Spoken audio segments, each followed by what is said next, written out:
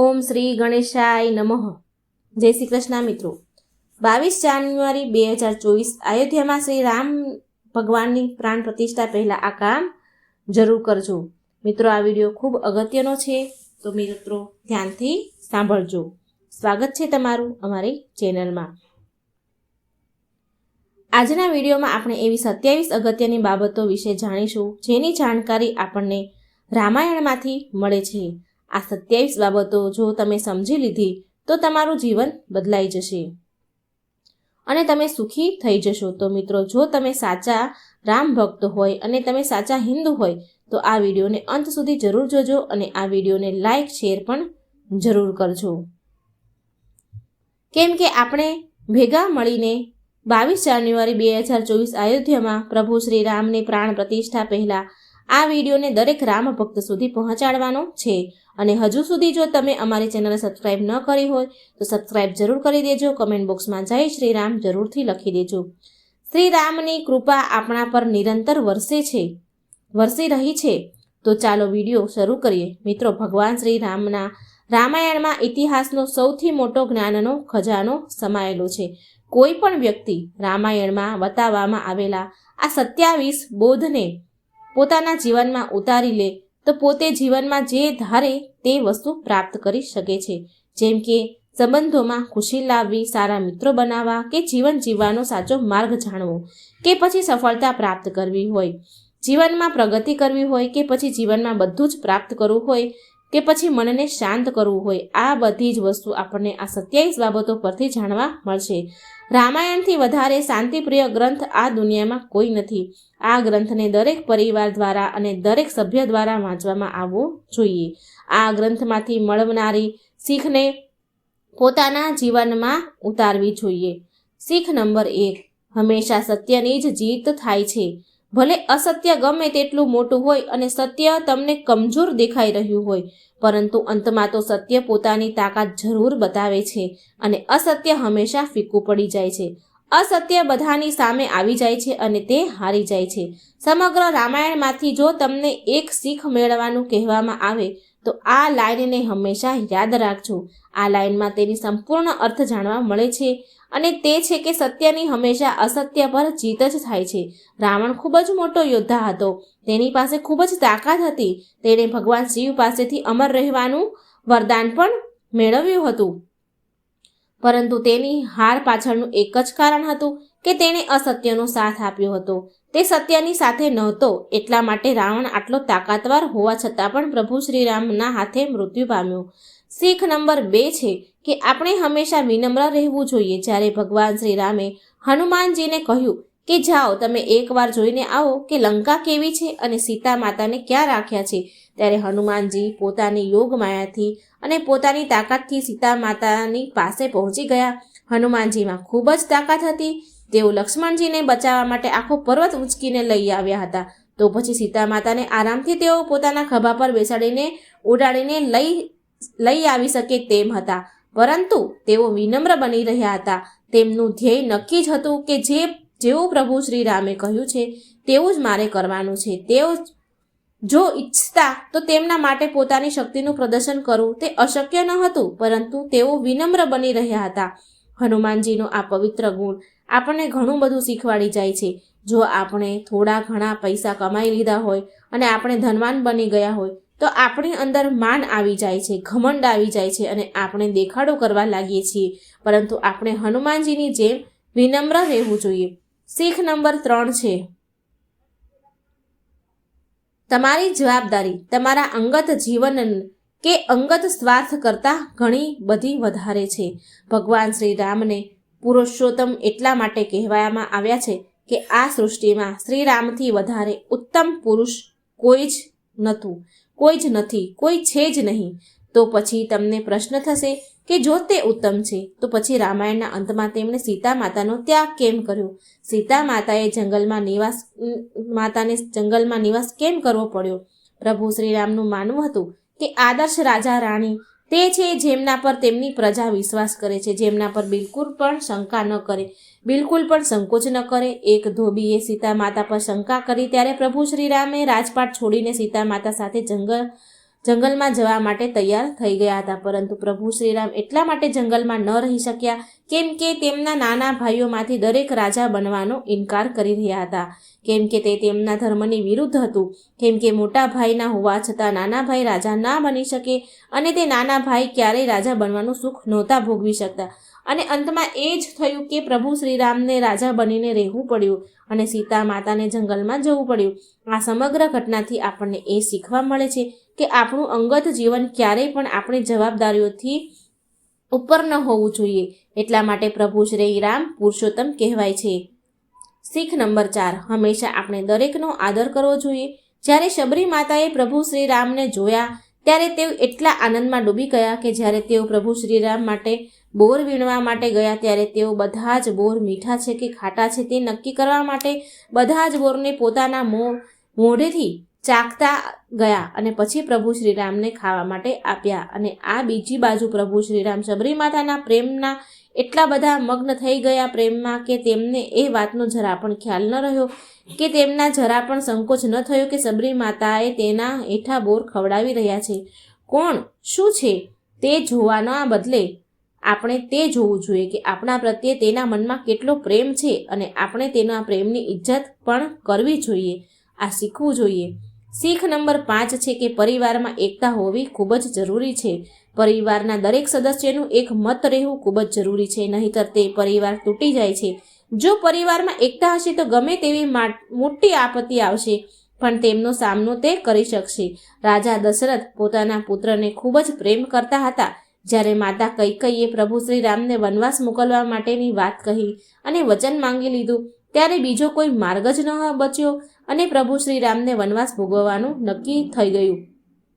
નક્કી જ હતું વનવાસ ભોગવવાનું. એક બાજુ દશરથ રાજાનું મન કહી રહ્યું હતું કે પ્રભુ શ્રી રામને રોકી લે અને બીજી બાજુ મન એ કહી રહ્યું હતું કે વચન પણ આપી દીધું છે એટલા માટે શ્રીરામને વનવાસ મોકલવા જ પડશે. ત્યારે પ્રભુ શ્રી રામે કહ્યું કે રઘુકુલ રીત સદા ચલી આઈ, પ્રાણ જાય પણ વચન ન જાય. પિતાજી, અમે તમારી પાસેથી જ શીખ્યું છે કે આપણા પરિવારની પરંપરા ચાલી આવી છે કે ભલે પ્રાણ જાય પરંતુ એકવાર દિલથી અને મનથી આપેલું વચન ન જોવું જોઈએ, એનું માન રાખવું જોઈએ અને તે વચનને નિભાવવું જોઈએ. જ્યારે પ્રભુ શ્રીરામ વનવાસમાં ચાલવા જાય છે ત્યારે તેમની સાથે તેમની પત્ની સીતા માતા પણ વનવાસમાં જાય છે અને તેમનો ભાઈ લક્ષ્મણ પણ જવા માટે તૈયાર થઈ જાય છે. જ્યારે તે બધા વનવાસમાં જતા રહ્યા ત્યારે દુઃખમાં રાજા દશરથે પોતાના પ્રાણનો ત્યાગ કરી દીધો, જેનાથી એ સાબિત થાય છે કે તેઓ પોતાના પુત્રો અને પરિવારને કેટલો પ્રેમ કરતા હતા. હવે જ્યારે દશરથ રાજા સ્વર્ગમાં ચાલ્યા ગયા ત્યારે રાજા કોણ બને એ પ્રશ્ન હતો. નિયમ મુજબ તો પ્રભુ શ્રી રામને રાજા બનવું જોઈએ, પરંતુ પ્રભુ શ્રી રામ તો વનમાં હતા અને લક્ષ્મણ પણ નહોતા. ત્યારે રાજા બનવા માટે ભરતનો નંબર આવ્યો.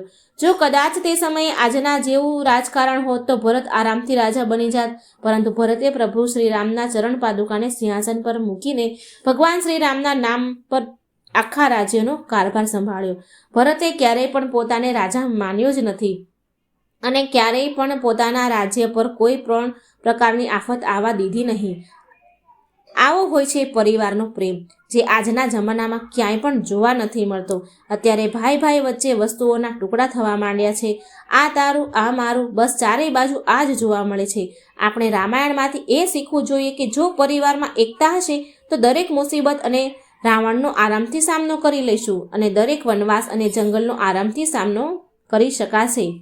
શીખ નંબર 6 છે જે રામાયણમાં આપણને શીખવા મળે છે કે જીવનમાં કંઈ પણ થઈ જાય પરંતુ આપણે હંમેશા સત્યનો જ સાથ આપવો જોઈએ. કદાચ જો તમારે સત્યનો સાથ આપવા માટે પોતાનું ઘર પરિવાર તથા પોતાના ધર્મને પણ છોડવો પડે તો પણ પાછા ન પડવું જોઈએ.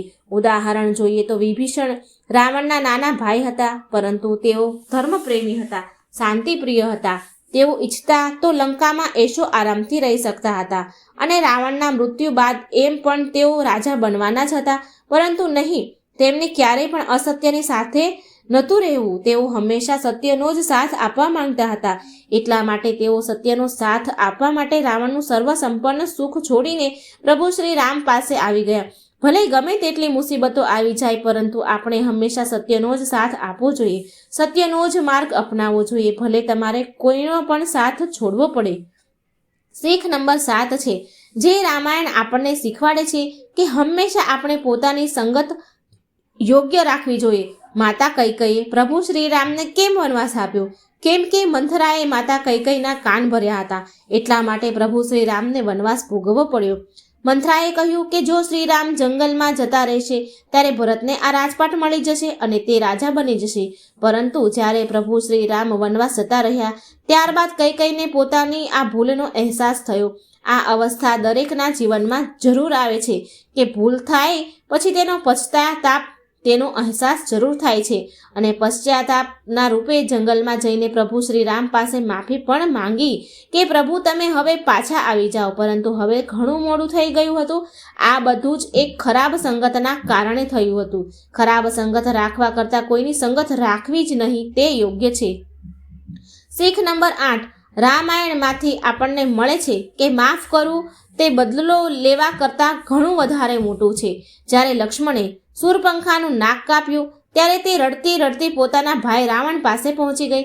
જો રાવણે લક્ષ્મણ પાસે બદલો લેવાને બદલે તેને માફ કરી દીધો હોત તો તે જીવિત રહી શક્યો હોત, પરંતુ તેણે બદલો લેવાનું વિચાર્યું અને બદલો લેવાનો વિચાર કરી માતા સીતાનું અપહરણ કરીને લંકામાં લઈ આવ્યા.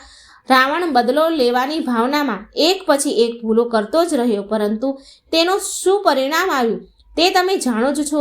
કોઈ પણ વિવાદનો અંત લાવવા માટે 2 જ ઓપ્શન છે. એક તો સામેવાળાને માફ કરી દો કે પછી બીજું સામેવાળાને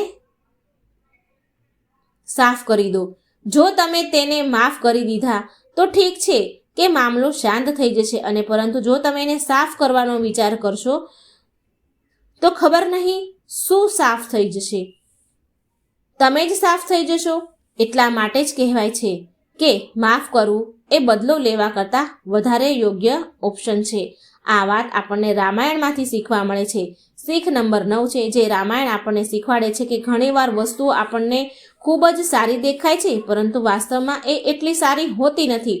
એવું કહી શકાય કે આપણી ઈચ્છાઓથી આપણે હંમેશા બચીને રહેવું જોઈએ. આપણી ઈચ્છાઓમાં કોઈ વસ્તુ ખૂબ જ સારી દેખાતી હોય, પરંતુ હકીકતમાં તે સારી હોતી નથી. જ્યારે રાવણે સીતા માતાનું અપહરણ કરવાનો નિર્ણય કર્યો, પ્લાન બનાવ્યો, ત્યારે પોતાની સાથે તે મારીચને લઈ ગયો, જે પોતાનું રૂપ બદલવામાં માહિર હતો. તેણે એક સોનેરી કલરનું દેખાવાવાળું હરણનું રૂપ લીધું, જે હરણે સીતા માતાને આકર્ષિત કર્યા. સીતા માતાને મનમાં વિચાર આવ્યો કે આ હરણ તો બધાથી અલગ છે. ત્યારે સીતા માતાએ લક્ષ્મણને પ્રભુ શ્રી રામ પાસે મોકલ્યા. લક્ષ્મણે તો પોતાની ભાભીની આજ્ઞાનું પાલન કરવાનું હતું. ત્યારબાદ લક્ષ્મણ રેખા દોરીને ત્યાંથી ચાલ્યા ગયા અને પછી રાવણ સાધુનું રૂપ લઈને ત્યાં આવી ગયું. ત્યારે સીતા માતાએ ભિક્ષા આપવા માટે લક્ષ્મણ રેખા ઓળંગી દીધી અને ત્યારબાદ શું થયું તે તમે બધા જ જાણો છો. અને થોડીક ક્ષણો બાદ સીતા માતા લંકામાં પહોંચી ગયા. જો સીતા માતાને તે સોનેરી હરણનો મોહ ન થયો હોત તો તેઓનું અપહરણ જ ન થયું હોય. એટલા માટે આપણે હંમેશા કોઈ પણ વસ્તુનું દૂરથી અનુમાન લગાવીને તેની તરફ આકર્ષિત ન થવું જોઈએ. લાલચ અને ઈચ્છાઓ ખૂબ જ ખરાબ વસ્તુ છે. શીખ નંબર 10 છે કે બધા જ જીવજંતુઓ પ્રત્યે આપણે પ્રેમ ભાવ રાખવો જોઈએ. આ ધરતીને ફક્ત માણસ જ નથી ચલાવતા, પરંતુ વૃક્ષો, જીવજંતુઓ, પશુ પક્ષીઓ બધા જ આ સમગ્ર સૃષ્ટિને ચલાવવામાં ભાગ ભજવે છે. આ ધરતી પર એક સિસ્ટમ બનેલી છે જેમાં આપણે બધા જ એકબીજા પર આધાર રાખીએ છીએ. આપણે બધાને પ્રેમ કરવો જોઈએ અને કોઈના પણ જીવન જીવવાનો હક છીનવો ન જોઈએ. રામાયણમાં જોઈએ તો હનુમાનજી કોણ હતા? વાનર હતા. રામ સેતુ કોણે બનાવ્યો? વાનરોની સેનાએ બનાવ્યો. જટાયુ કોણ હતા? એક ગીધ હતા. લક્ષ્મણનો જીવ કોણે બચાવ્યો? જડીબુટ્ટીએ એટલે કે ફૂલ છોડ અને વૃક્ષોએ.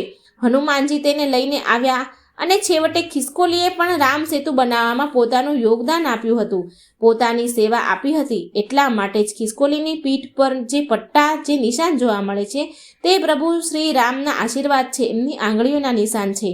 આપણને આ સમગ્ર ઘટનામાંથી જાણવા મળે છે કે આ સમગ્ર સૃષ્ટિમાં દરેક જીવજંતુઓનું, પશુ પક્ષીઓનું યોગદાન રહેલું છે અને તે બધાને જીવવાનો પણ હક છે.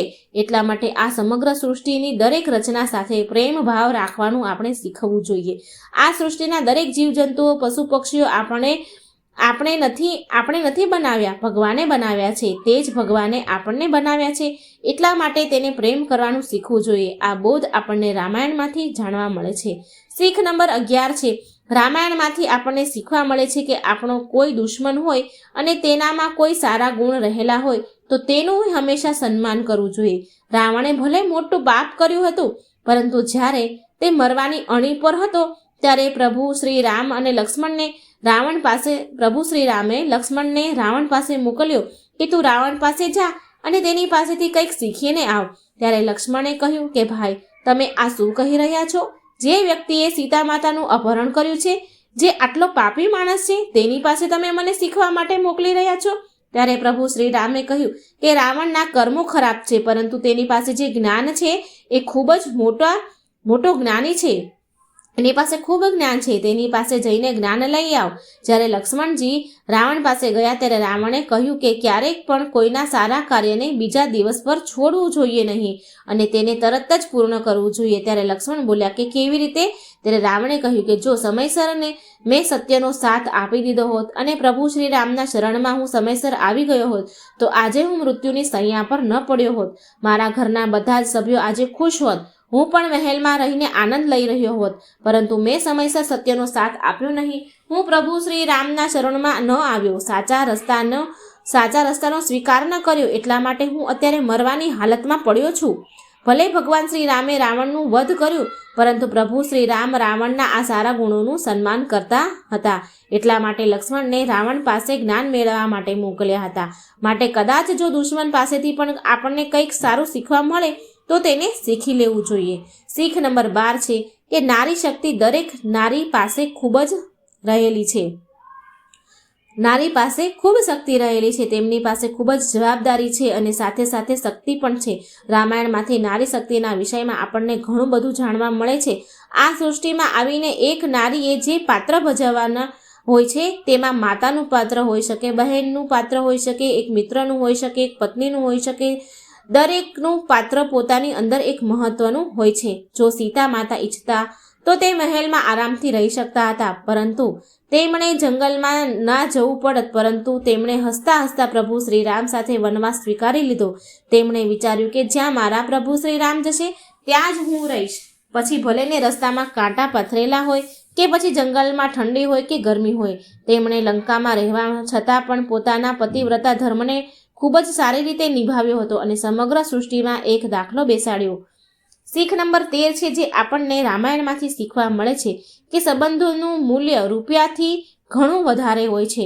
તમે જોઈ શકો છો કે શ્રી રામની સાથે સીતા માતા પણ વનવાસમાં જતા રહ્યા. લક્ષ્મણ પણ પ્રભુ શ્રી રામની સાથે ચાલ્યા ગયા અને ભરત પણ અયોધ્યામાં રહીને પણ પ્રભુ શ્રી રામની આગળ રાખી સમગ્ર રાજ્યનો કારભાર સંભાળતા રહ્યા. અને આ બધી બાબતમાં કોઈ પણ પૈસાનો રોલ ન હતો. દરેક વ્યક્તિ પોતાની ફરજ નિભાવી રહ્યા હતા અને બધાના સંબંધો સારી રીતે ચાલી રહ્યા હતા. જો તમે તમારા સંબંધો સારી રીતે નિભાવવા જાણતા હોય તો ત્યાં પૈસાની કોઈ વાત જ નથી આવતી. ક્યારેક ધન દોલત અને સંબંધોમાં કોઈની પસંદગી કરવાની થાય તો હંમેશા સંબંધોની જ પસંદગી કરવી જોઈએ. શીખ નંબર 14 હંમેશા પોતાના મા બાપનો આદર કરવો જોઈએ. જ્યારે માતા કૈકેયીએ કહ્યું કે હવે તો રામને વનવાસ જવું જ પડશે, ત્યારે પ્રભુ શ્રી રામે એક પણ પ્રશ્ન પૂછ્યો નહીં કે મારે કેમ જવાનું, ક્યારે જવાનું છે, ત્યાં હું કેવી રીતે રહીશ, મને ભોજન ક્યાં મળશે. આવા કોઈ પણ પ્રશ્નો તેમના મનમાં આવ્યા નહીં, પરંતુ તેમના મનમાં એક જ વસ્તુ હતી કે એક તો પોતાની માનો આદેશ અને બીજું પોતાની પિતાનું વચન. એટલે કે મા બાપે જે કાંઈ કહ્યું છે તો તેમાં કંઈ રહસ્ય જરૂર હશે. મારે તેમની આજ્ઞાનું જરૂર પાલન કરવું જોઈએ અને તે આજ્ઞાનું પાલન કરવામાં મારે બીજો કોઈ પણ પ્રકારનો વિચાર નથી કરવાનો. તેમની આજ્ઞાનું પાલન કરવામાં જીવ જતો રહે તો પણ મંજૂર છે. શીખ નંબર 15 રામાયણમાંથી આપણને શીખવા મળે છે કે જે કોઈ પણ કાર્ય કરતાં પહેલાં આપણે ખૂબ જ સારી રીતે વિચાર કરી લેવો જોઈએ. જેવી રીતે રાવણે સીતા માતાનું અપહરણ કરીને લંકામાં લઈ આવ્યો અને માતા કૈકેયીને પ્રભુ શ્રી રામને વનવાસ આપી દીધો. કદાચ માતા કૈકેયીએ વનવાસ આપતા પહેલાં વિચાર કર્યો હોત તો પ્રભુ શ્રી રામને વનવાસ ભોગવવો ન પડત. અને જો રાવણે આવી હરકત કરતા પહેલાં વિચાર્યું હોત તો તેનું મૃત્યુ પણ ન થયું હોત. એટલા માટે કંઈ પણ કરતાં પહેલાં શાંત મનથી 2-3 વાર વિચારી લેવું જોઈએ કે હું શું કરવા જઈ રહ્યો છું અને તેનું પરિણામ શું હશે. શું મળશે મને એનું પરિણામ? જે કાર્ય હું કરવા જઈ રહ્યો છું તેમાંથી મને ફાયદો થશે કે નુકસાન, તે સાચું છે કે ખોટું, તેનો હંમેશા વિચાર કરવો જોઈએ, ત્યારબાદ જ કાર્ય કરવું જોઈએ. આ નિર્ણય લેવો ખૂબ જ જરૂરી છે. જે આજની રોજબરોજની જિંદગીમાં આપણે ઘણા બધા એવા કામ કરી લઈએ છીએ જેના વિશે આપણે વિચાર નથી કરતા અને છેલ્લે બધો જ ખેલ બગડી જાય છે. થોડા સ્વાર્થ અને થોડા ગુસ્સાના કારણે બધા જ કામ બગડવા લાગે છે. વિચાર ન કરવાના કારણે અને અયોગ્ય આયોજનના કારણે આપણા કામ સારી રીતે પાર નથી પડતા. એટલા માટે કાંઈ પણ કામ કરી એની પહેલાં મગજ શાંત રાખી, મન શાંત રાખીને વિચાર કરી લેવો જોઈએ. શીખ નંબર 16 છે કે આપણને રામાયણમાંથી શીખવા મળે છે કે આપણે હંમેશા મદદ કરવાની ભાવના રાખવી જોઈએ. મદદ કરવાનો અને બીજાનું ભલું કરવાનો વિચાર કરવો જોઈએ. પ્રભુ શ્રી રામે ક્યારેય પણ મદદ કરવાની તક આવી તો ક્યારેય ના નથી પાડી. તેમણે સુગ્રીવની મદદ કરી, જટાયુની મદદ કરી, શબરી માતાની મદદ કરી. તેમની પાસે જે વ્યક્તિઓ મદદ લેવા માટે આવ્યા તે બધાને જ મદદ કરી. બધા પર તેમણે દયા કરી હતી. માણસ જ માણસના કામમાં નહીં આવે તો શું મશીન કામમાં આવશે? આ વાત આજના જમાનામાં આપણે બધા જ સમજીએ છીએ. આપણે બધાને સમજવી જોઈએ. આપણે બધાએ એકબીજાની મદદ કરવાનો સ્વભાવ કેળવવો જોઈએ. શું ખબર કોઈને કરેલી મદદ કોઈ સમયે આપણને કામમાં આવી જાય. શીખ નંબર 17 પોતાનાથી નાના હોય તેમને આપણી રક્ષા કરવી જોઈએ. એ આપણો ધર્મ છે, એ આપણી જવાબદારી છે, એ આપણી ફરજ છે. જો આપણે મોટા છીએ અને તાકાતવાર છીએ ત્યારે એ આપણી જવાબદારી બને કે આપણાથી નાના હોય તથા સામાજિક ધોરણમાં જે આપણાથી નાના હોય તેમની આપણે રક્ષા કરવી જોઈએ, તેમની મદદ કરવી જોઈએ. તેમની રક્ષા કરવાથી, તેમની મદદ કરવાથી આપણે તેમને આગળ વધવાનો અવસર આપીએ છીએ. અને શું ખબર કે કાલે કોઈ એટલી પ્રગતિ કરી લે કે તે આજીવન તમારા આ અહેસાન પણ ન ભૂલે. આપણે પોતાની અંદર એ ગુણને વિકસાવવો જોઈએ કે આપણે હંમેશા બીજાની મદદ અને રક્ષા કરી શકીએ. શીખ નંબર 18 છે આપણે હંમેશા મિત્રતા ઈમાનદારીથી નિભાવવી જોઈએ, જેથી આંખ બંધ કરીને મિત્ર આપણા પર ભરોસો કરી શકે. સુગ્રીવ અને પ્રભુ શ્રીરામની જ્યારે મુલાકાત થઈ ત્યારે સુગ્રીવ ખૂબ જ પરેશાન હતા. તેઓ બાલીથી પરેશાન હતા. બાલી તેમનો ભાઈ હતો. પ્રભુ શ્રીરામે સુગ્રીવની મદદ કરી અને સુગ્રીવને પણ પ્રભુ શ્રીરામની મદદ કરી. આપણે હંમેશા પોતે આપેલા વચનને નિભાવવું જોઈએ. આપણે હંમેશા એવું કરવું જોઈએ કે સમય અને પરિસ્થિતિ બદલવાની સાથે પોતાની જરૂરિયાત પૂરી થતાં લોકો બદલાઈ જાય છે, પરંતુ એવું ન કરવું જોઈએ. શીખ નંબર 19 તમારા સંબંધોને સાચવવા માટે તમારું પૂરું યોગદાન આપો. રામાયણમાંથી આપણને એ શીખવા મળે છે કે સંબંધો કેવી રીતે સાચવવા જોઈએ. સીતા માતા એક આદર્શ પત્ની હતા. પ્રભુ શ્રીરામ એક આદર્શ પતિ હતા.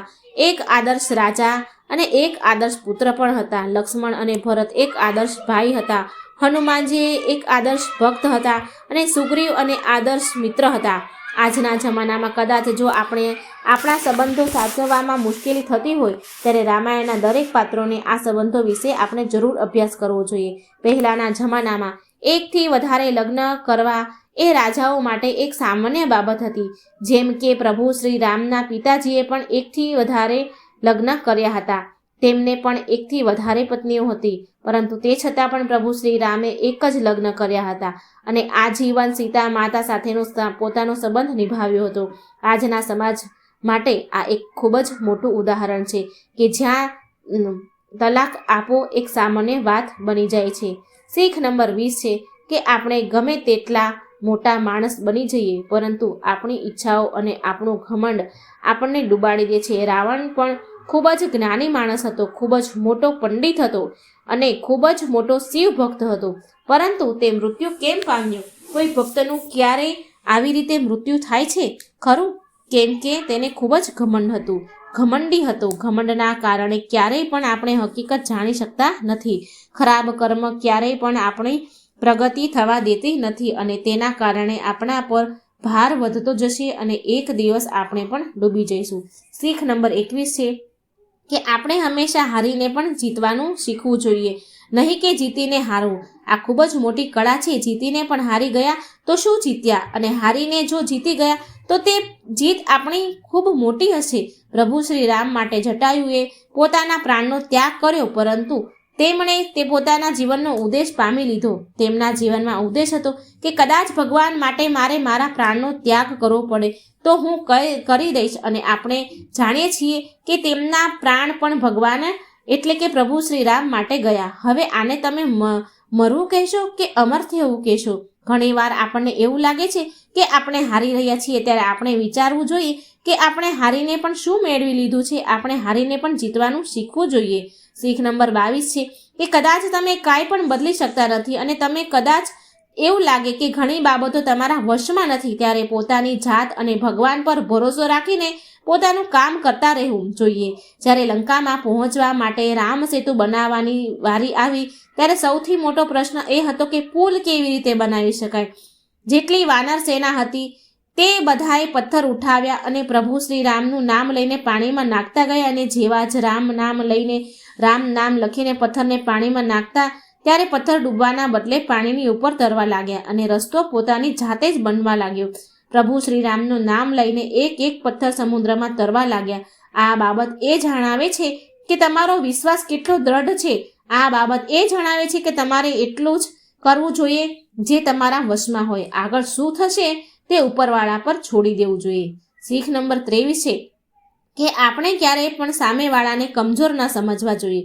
જેવી રીતે વાનર સેનાએ સેતુ બનાવ્યું, જટાયુએ પોતાના અંતિમ શ્વાસ સુધી લડત આપી અને ત્યાં સુધી કે ખિસકોલીએ પણ રામ સેતુ બનાવવામાં પોતાનું અમૂલ્ય યોગદાન આપ્યું, પોતાની સેવા આપી. એનાથી એ વાત જરૂર જાણવા મળે છે કે દરેક વ્યક્તિમાં કંઈક ને કંઈક આવડત જરૂર હોય છે. એટલા માટે આપણને પોતાને ક્યારેય કમજોર ન સમજવા જોઈએ. એવું બની શકે કે કોઈ વ્યક્તિ એક કામમાં એટલું બધું પરફેક્ટ હોઈ શકે અને આપણે તેમાં ન હોઈ શકીએ. એટલા માટે આપણે કોઈ પણ વ્યક્તિનો મજાક એવું કહીને ન ઉડાવવો જોઈએ કે આમાં કામ તારાથી ન થઈ શકે અને તું એને લાયક નથી. કેમ કે સિંહ કેટલો પણ તાકાતવાર હોય, પરંતુ જ્યારે તેને પાણીમાં તરવાનો વારો આવે ત્યારે તે એક માછલીથી વધારે ઝડપથી તે તરી શકતો નથી. શીખ નંબર 24 આપણે પોતાના રહસ્યો, પોતાના રાજ ક્યારેય પણ કોઈને જણાવવા ન જોઈએ. વિભીષણને એ ખબર હતી કે રાવણનું મૃત્યુ કેવી રીતે થઈ શકે. રાવણની નાભીમાં અમર બનવાનો ફોર્મ્યુલા હતો. એટલા માટે રાવણનું મૃત્યુ ત્યારે જ થઈ શકતું હતું જ્યારે તેની નાભીમાં કોઈ મારે, તેના અભેદ કવચને તોડીને તેની નાભી પર વાર કરે. તેના સિવાય બીજો કોઈ માર્ગ ન હતો અને આ રહસ્ય રાવણે વિભીષણને જણાવ્યું હતું. જો રાવણના દ્રષ્ટિકોણથી જોવામાં આવે તો પોતાના મૃત્યુનું આ રહસ્ય વિભીષણને જણાવ્યું એ રાવણના જીવનની ખૂબ મોટી ભૂલ હતી, જેના કારણે તેનું મૃત્યુ થયું. જો રાવણે આ રહસ્ય વિભીષણને ન જણાવ્યું હોત તો તે ક્યારેય પણ મૃત્યુ ન પામત. પરંતુ સત્યના દ્રષ્ટિકોણથી જાણીએ તો આ બધું થવાનું જ હતું, નહીં તો રામાયણની આ કહાની ખૂબ જ લાંબી થઈ જતી. શીખ નંબર 25 પોતાની ટીમમાં, પોતાના ગ્રુપમાં હંમેશા વિશ્વાસ રાખવો જોઈએ, ભરોસો રાખવો જોઈએ. પ્રભુ શ્રી રામની સેનામાં કોણ હતા? વાનર હતા. રાવણની સેનામાં હનુમાનજીનો એ કહીને મજાક ઉડાવ્યો હતો. રાવણની સેનાએ હનુમાનજીનો એ કહીને મજાક ઉડાવ્યો કે તમારા રામની સેનામાં તો વાનરો છે, તમે વાનરો અમારી સામે શું લડશો? તમે સીતાને કેવી રીતે લઈ જશો? પરંતુ ત્યારબાદ શું થયું એ આપણે બધા જ જાણીએ છીએ. રાવણે હનુમાનજીનો મજાક ઉડાડતા અને તેમને દંડ આપવા માટે તેમની પૂંછડીમાં આગ લગાવી અને ત્યારબાદ હનુમાનજીએ આખી લંકા સળગાવી દીધી. પ્રભુ શ્રી રામની વાનરોની સેના હતી કે જેમણે રામ સેતુ બનાવ્યો હતો. હનુમાનજીએ આખી લંકાને પોતાનું વિશાળ વાનર રૂપ બતાવીને રાખમાં મિલાવી દીધી. તમારે તમારી ટીમનું મનોબળ વધારવું પડશે અને તેમના પર ભરોસો જતાવવો પડશે, ત્યારે તમને સફળતા મળી શકે. શીખ નંબર 26 ઘણીવાર સારા કામ કરવા માટે નિયમો તોડવા પડે છે. આ ઉદાહરણથી તમે એ વાત સમજી શકશો. એનો મતલબ એ છે કે જો તમારો પ્રતિસ્પર્ધી, તમારો વિરોધી જો નિયમનું પાલન નથી કરતો તો તમારે પણ નિયમનું પાલન ન કરવું જોઈએ. જ્યારે પ્રભુ શ્રી રામે છળ કપટ કરીને બાલીને તીરથી માર્યો, જ્યારે બાલી મરવાની તૈયારીમાં હતો ત્યારે તેણે પૂછ્યું, તમે તો મર્યાદા પુરુષોત્તમ શ્રી રામ છો, તો તમે મારી પીઠ પાછળ વાર કેમ કર્યો? ત્યારે પ્રભુ શ્રી રામે જવાબ આપ્યો કે જ્યારે તે સુગ્રીવને હેરાન કરવામાં કોઈ પણ નિયમનું પાલન કર્યું નહીં, કોઈ પણ કસર છોડી નહીં, બધા જ નિયમોનું ઉલ્લંઘન કર્યું, તો પછી હું તારી સામે નિયમોનું પાલન કેમ કરું? જેવું તે કર્યું તેવું જ મેં કર્યું. તમારો ઉદ્દેશ સાચો હોવો જોઈએ. શીખ નંબર 27, કદાચ તમે રામ બની શકો કે પછી તમે આરામ કરી શકો. આ વિડીયોના અંતમાં આ એક અગત્યની શીખ છે જે આપણે રામાયણમાંથી જાણવા મળે છે કે તમારી પાસે તમારું જીવન જીવવામાં બે રસ્તા હોય છે. એક તો તમે રામ બનીને પોતાનું જીવન જીવી શકો છો, પછી તમે આરામ કરીને પોતાની જિંદગીને બરબાદ કરી શકો છો. એક તો રામ બનીને મુસીબતનો જંગલમાં સામનો કરવો જોઈએ કે પછી આરામ કરીને જે થઈ રહ્યું છે તેને થવા દઈએ. તમારે આજે એક રસ્તો પસંદ કરવો પડશે. તેમ પોતાની જિંદગી જીવવા માટેનો એક તો તમારે રામ બનવાનું છે અને હંમેશા સત્યનો સાથ આપવાનો છે કે પછી આરામ કરીને ખોટું થઈ રહ્યું છે તેને થવા દેવું જોઈએ. આ નિર્ણય તમારે જાતે કરવાનો છે. જો તમે શ્રી રામ બનીને જીવનમાં સફળ થયા તો તે સફળતા તમારી હશે અને તમે કંઈક પામ્યા તો એ પણ તમારું પોતાનું જ હશે. એટલા માટે મિત્રો આ વિડીયો અંતમાં એટલું જ કહેવાનું છે કે હંમેશા પોતાનો ખ્યાલ રાખો, સ્વસ્થ રહો, હંમેશા સત્યનો સાથ આપો, મહેનત કરો અને પોતાની મહેનતના દમ પર આ દેશમાં જ નહીં પણ દુનિયામાં પોતાનું અને પોતાના દેશનું નામ રોશન કરો. તો મિત્રો આજના વિડીયોમાં આપવામાં આવેલી માહિતી તમને કેવી લાગી છે કમેન્ટ બોક્સમાં જરૂર જણાવજો. જય શ્રી કૃષ્ણ. રાધે રાધે. થેન્ક